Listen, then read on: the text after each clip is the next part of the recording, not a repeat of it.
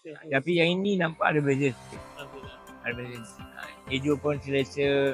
Tak adalah kata tidur kalau kita baca macam ayat kursi macam-macam ayat itu tak pergi tidur juga. Tapi ini nampak alhamdulillah. Pakcik bernama Haji Ayub bin Haji Osman, tinggal di Desa Salak Permai, Sepang, dan bekas pekerja pos Malaysia Berhad. Dah pencen 12 tahun dah.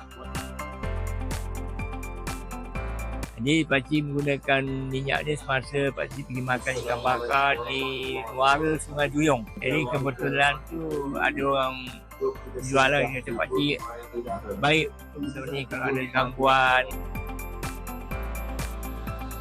Malam pertama saya pakai memang berubah.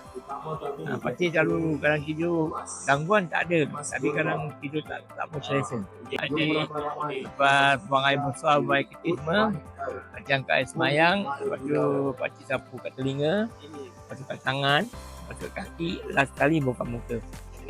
Jadi bila tidur tu baca surat kursi apa ni nanti aku apa ni, tak sebenarnya gelap. Tapi yang ini nampak ada beza sikit. Ada beza. Tidur pun selesa. Tak adalah kata tidur kalau kita baca macam ayat kursi macam-macam ayat itu tak pergi tidur juga. Tapi ini nampak alhamdulillah.